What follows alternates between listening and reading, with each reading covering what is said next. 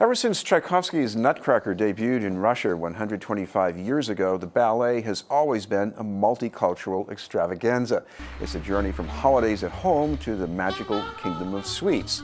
In productions of the Urban Nutcracker by the Tony Williams Dance Center, the magic and multiculturalism reflect the city, in this case with a global mix of styles and lots of glitter. To tell you about this year's performances at John Hancock Hall are two members of the company, the operations manager and costume master, Dustin, Todd, Rennells, and the assistant artistic director and performer, Gino.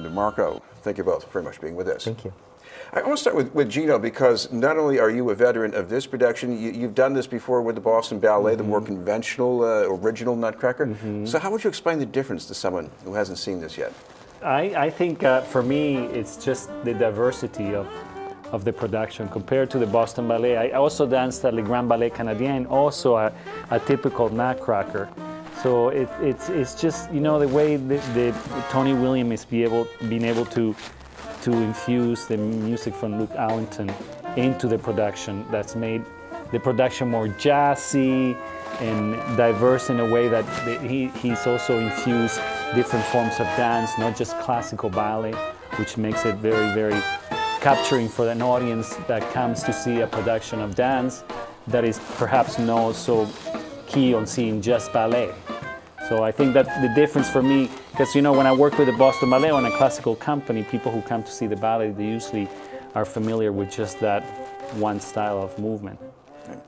Coming back to Dustin, of course, the other thing that's going on here is that this is not music and dance alone. This is what people wear, the scenery, and when you came on board here, you changed a lot of that. I did, yes. We had an original costume director and scenic director, and then I tried to take on her ideas and make them, you know, exactly as Tony's vision, basically. And one of the things I think is special about our set, which is ever evolving, is it's based in Boston and it shows Boston landmarks. And I think that's really special to the people who are watching it.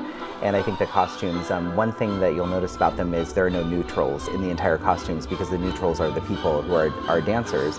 So everything is a color, is a bright color, bright red, bright blue. And I think that that helps people, you know, helps their focus move all the way around the stage, and you see every little detail.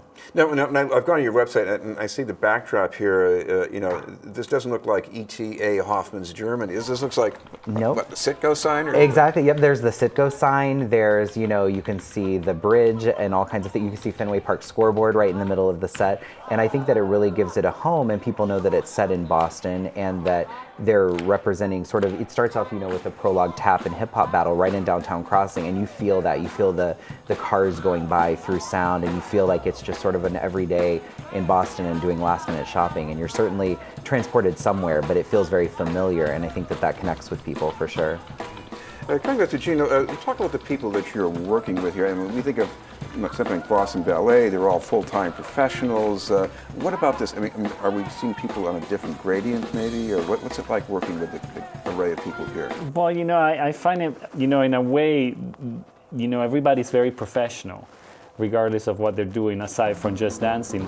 And I feel too, that also makes the production more real in a way. You know, sometimes when you're in the world of just doing one particular thing, you don't have the same energy. And I think that a lot of the artists that are in the production of the Nutcracker, of the Urban Nutcracker, are normal people who are dancers, and that also gives a different flavor to the production. Hey, Todd, what about the other things you can do here as far as connecting this ballet with the city? I mean, I guess in Tchaikovsky's time, you know, the Chinese dance was exotic, but here you could make it look like, you know, New Year's in Chinatown maybe. For sure, that's something we think about. You know, our flower scene, sometimes it's, you know, in a more traditional ballet, it might be 24 ladies dancing around in tutus, and ours is set right in the middle of Boston Public Garden, and so it's a familiar landscape, and you see that through the set and through projections on it, which is super high tech, and then you see the little flowers come out, and it's something you've never seen before. They look like literal flowers dancing, but they're still lovely ballerinas on point.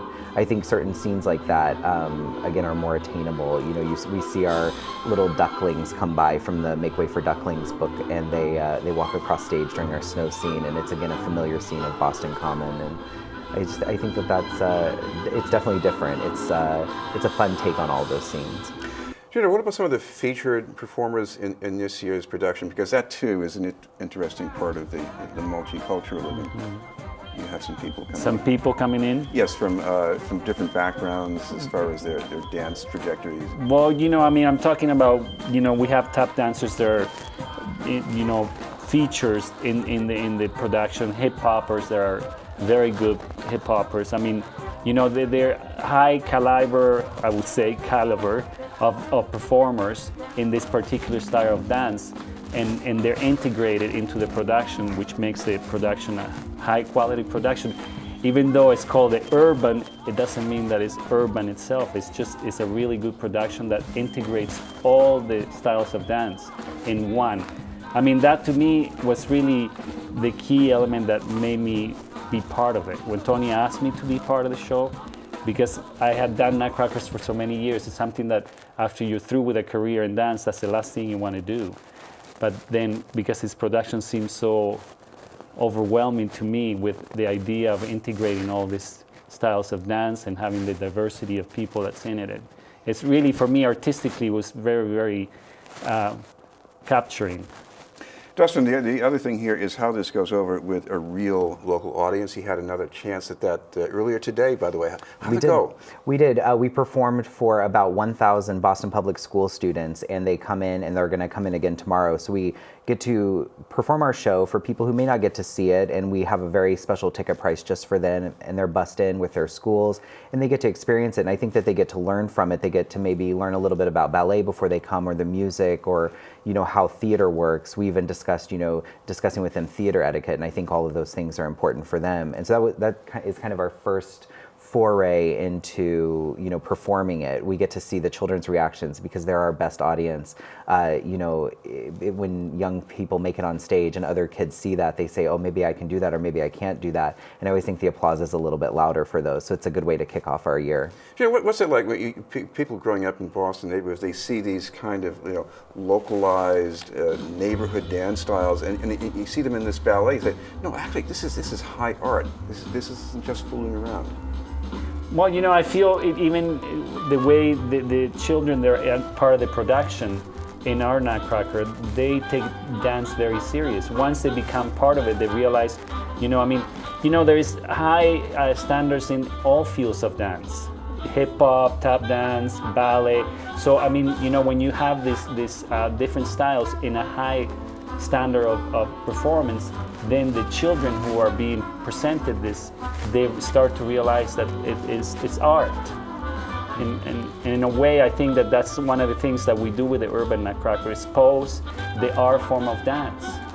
Dustin, we should mention the performances are going to be starting when exactly? We start December 15th officially, opening night 7:30 p.m., and we run until December 28th. And if people want some more details, what's the place they should go to online? UrbanNutcracker.com is the best way for lots of information. Thank you very much, Dustin, Todd, Rennells, and Gino DeMarco. Thank you. Thank you. Up ahead, the report from Dorchester with Bill Forey.